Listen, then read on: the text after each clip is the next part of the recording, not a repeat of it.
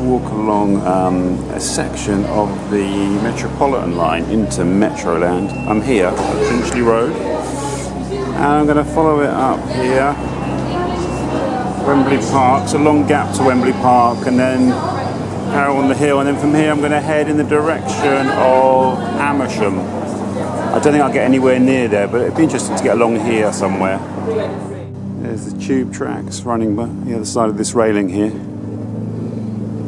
Yeah, sort of in a cutting above ground at this point. I fancied some sort of constrained walk today that took me out sort of near the edge of London. And that really leaves you with, rivers, roads, train lines, tube lines. You could do other things, I'm sure. I haven't done many tube walks, so why not? Fancy a bit of Metroland, a bit of John Betjeman. Look at the Railway Hotel here at West Hampstead. A lovely old Victorian building, isn't it? Indicative of the kind of changes that the railway's brought to parts of London. London suburbs all have their own sort of particular character, I feel, or certainly sort of areas. So what is West Hampstead? What's that? Finchley Road. When I was teaching English years ago, lots of Japanese students lived in Finchley Road. West Hampstead, it's quite a booky place, isn't it?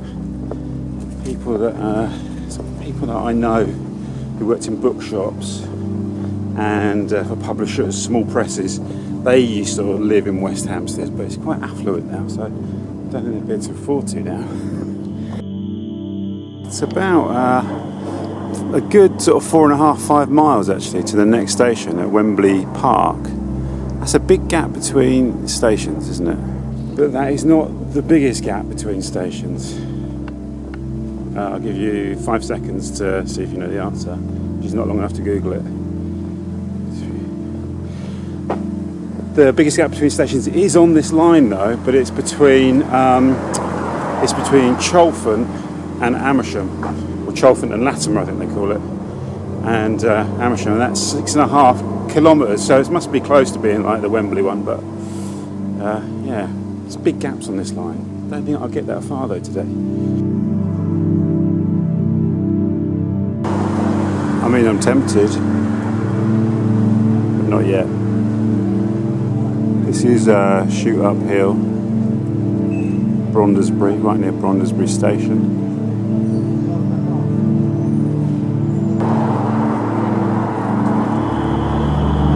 And the Metropolitan Line is being carried over that beautiful iron bridge there.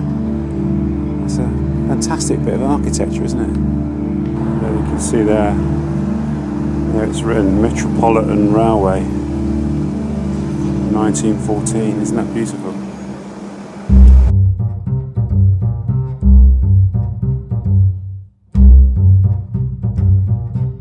Brondesbury Bowls Club. Only £2.50 for kids, includes all equipment. What a bargain! You get yourself an £8 haircut on the high road there. Get yourself smart enough and come and play bowls. All for £13 if you're an adult.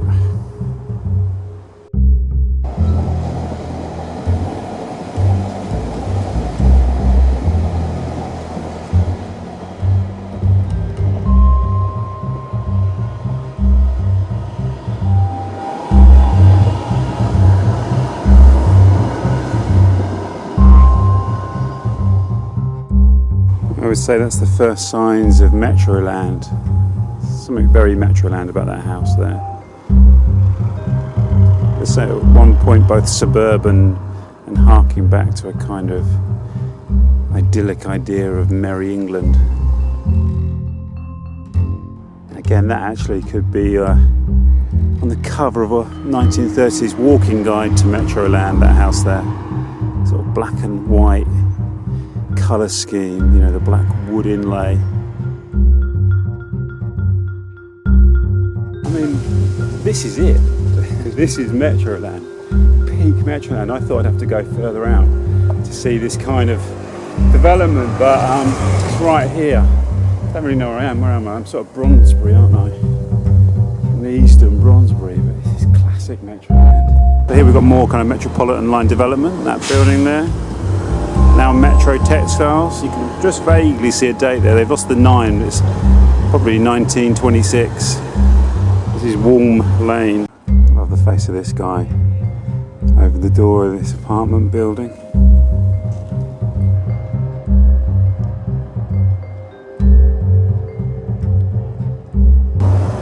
Monument to a fallen policeman, Ronan McCloskey, 9th of May 1987.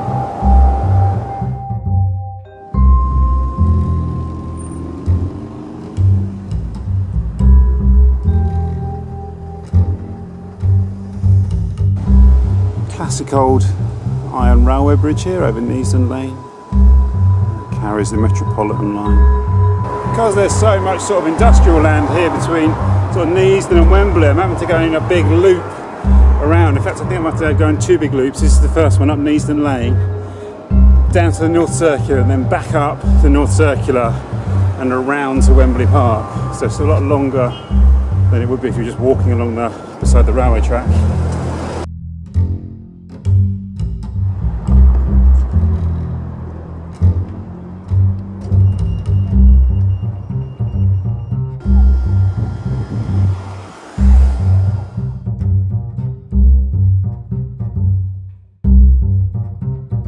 Wow, it doesn't look too good going north around the North Circular, does it? In the direction of Leytonstone, in fact. The North Circular is a feature of any walk heading out of London on this side of the river. You have to cross it at some point. Wow.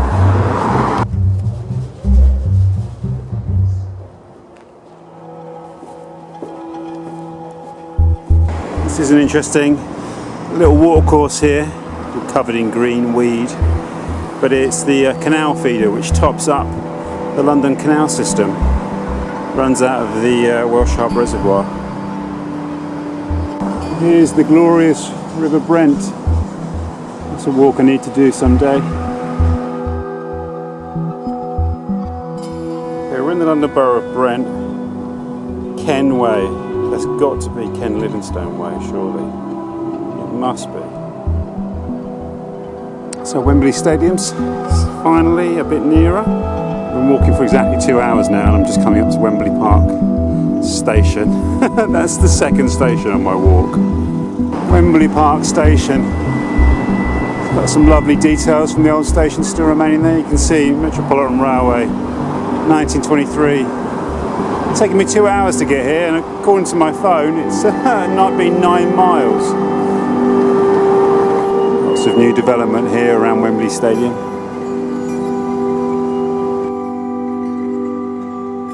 This is the rather grand modern front entrance. Probably the grandest station that I'll be passing today.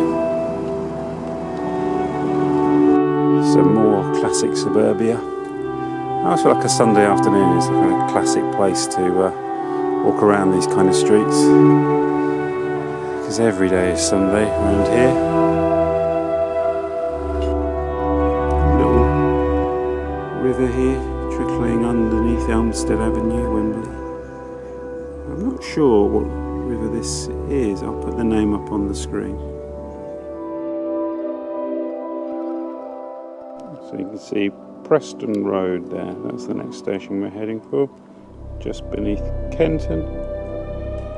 And it's on to Northwick Park. I've never been to either of these 2 stations. Wow, Preston Road station looks like a house.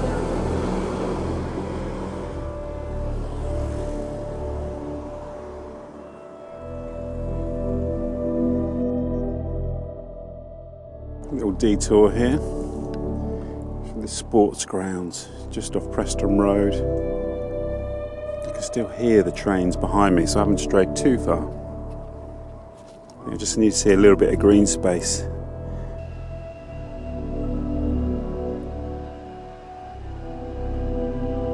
Look at the colour of those trees there running alongside the railway line. They've turned, haven't they? The colours have turned. It's the 3rd of September. It feels like autumn's come early this year. It's definitely autumnal now. The colour of those leaves confirm it. For me, anyway. So lovely to be walking over a bit of green space after walking for about 9 miles, 10 by now, just through streets. Interesting though, the changes that took place over that period between Finchley Road and Wembley Park. We're going to see more changes now. We're technically now in Harrow.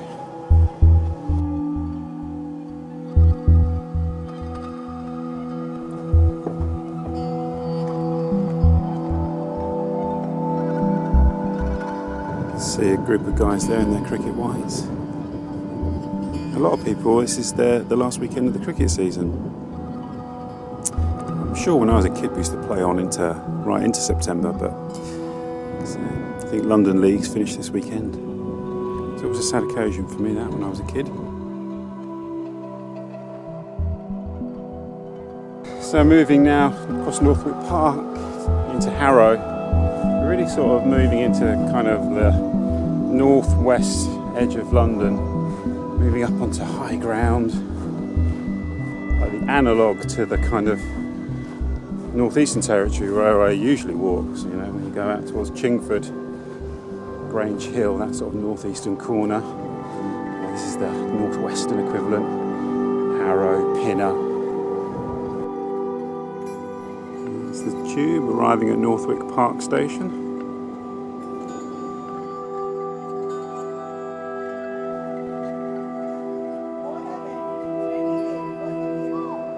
Moving into Harrow-on-the-Hill town centre, and like many other parts of London, huge developments going up all around, big blocks of apartments. Of course they're all luxury apartments. Now that luxury has become the new standard, what do you call actual luxury? It's confusing, eh? There are some really terrific views from Harrow-on-the-Hill. This isn't one of them, and given that I've been walking for quite a while now, I've not stopped. I'm not going to take a detour, I don't think, up just to get a view on a very cloudy day, but we will get some good views later on. We're going to get higher.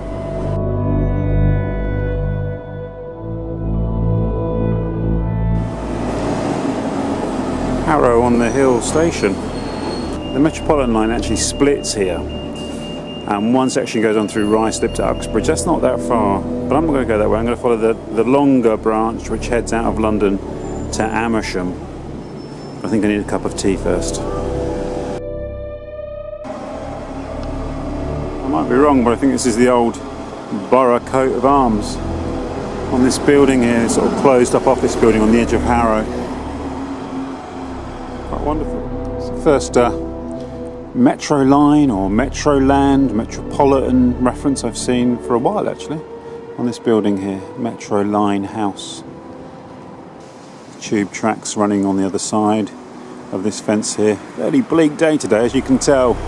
It's been raining for about the last hour, just sort of drizzling and damp. I'm going to push on, keep going onwards. Bit of underpass action here as I head out of Harrow town centre to North Harrow. Oh, this is a bit of a classic, isn't it?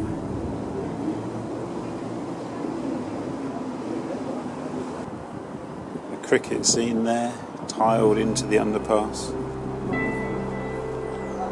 A memento for the end of the season. Staying really quite close to the train tracks. See, they run behind these houses.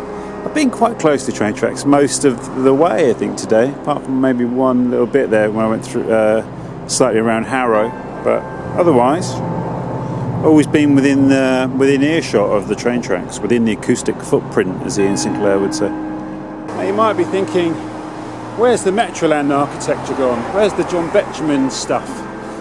Well, after North Harrow station up here, I think we're going to see some of the finest, not just some of the finest Metroland architecture, but some of the finest sort of modernist architecture in London. I hope. I've never been here before.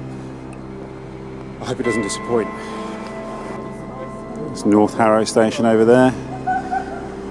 Not really much to look at, is it, from the outside anyway? There's a lot going for it in Harrow, but the stations, I'm afraid, are a bit lame. I haven't been to West Harrow, but It's going to have to do some work to compensate for the other two, Harrow-on-the-Hill and North Harrow. Onwards to Pinner.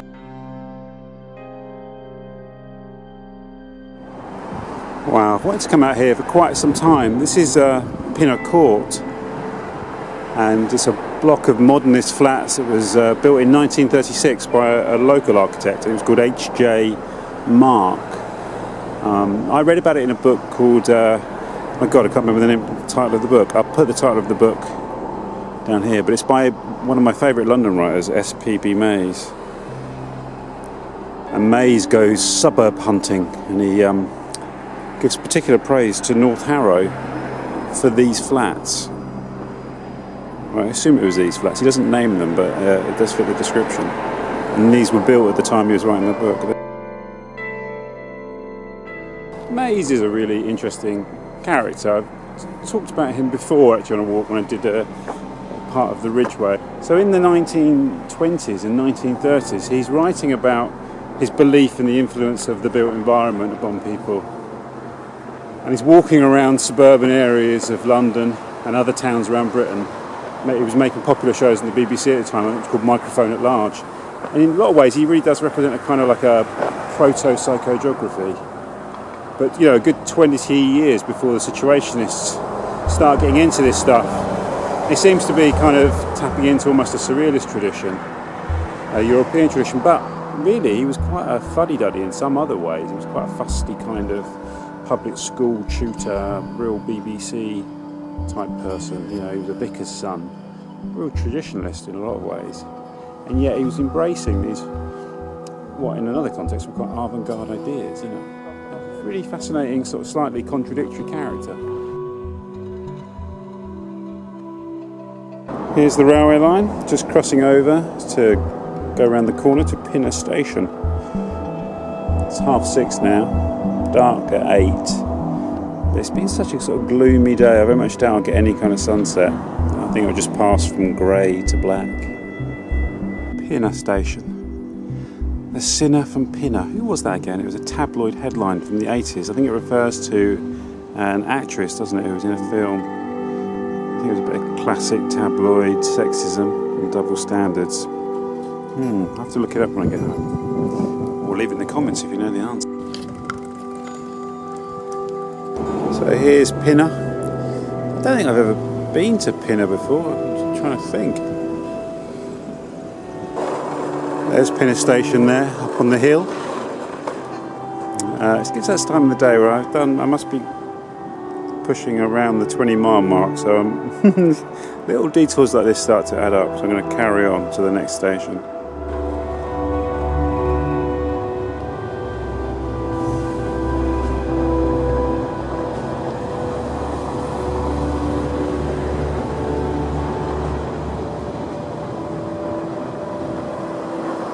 So this is obviously the kind of quaint and cutesy bit of Pinner.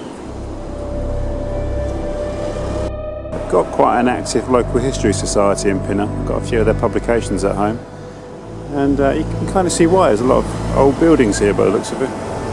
It's interesting back there in Pinner on Broadway, after the kind of slightly kind of grotty tail end of the day in Harrow-on-the-Hill with food court with long lines at Subway and Burger King and upstairs in the shopping centre. And then you get to Pinner, you get that beautiful street leading up to the old church with very old buildings in it. There's a Carluccio's which is full up. Barely a table spare in Cafe Rouge. There's still the change happening now. But these houses are bigger. This is Elm Park Court. It's another block of flats in the same style as Pinner Court. Could have been the same architect. It's really beautiful, isn't it? What a work of art.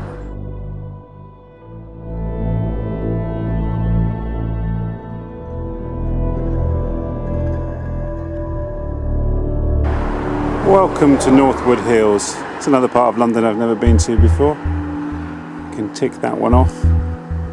I'll be honest with you, pretty tired now, legs are pretty heavy. I haven't done like a proper long walk for well over a month during the school holiday, so yeah, I'm starting to feel it as I hit the 20-mile mark.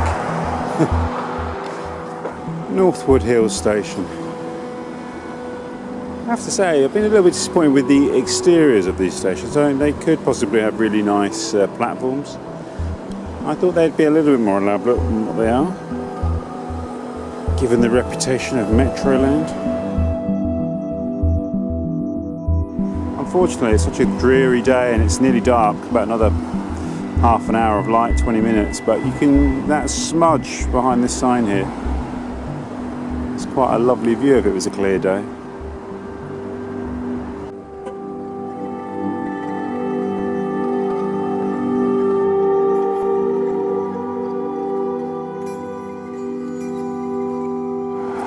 And there's the railway line heading over the road here in Northwood. I'm going to make my way along the back streets onto Northwood Station. I think that'll be it for me for today. Up this hill here, this is called Harrow Road, which could be a corruption of Holywell Road, or it might not. Northwood Station. I think this is the end of the walk. This has been quite a long way, over 20 miles. I'm fairly tired. It feels like a good place to end, although I might try and find somewhere to grab a pint before I jump on the train back into London.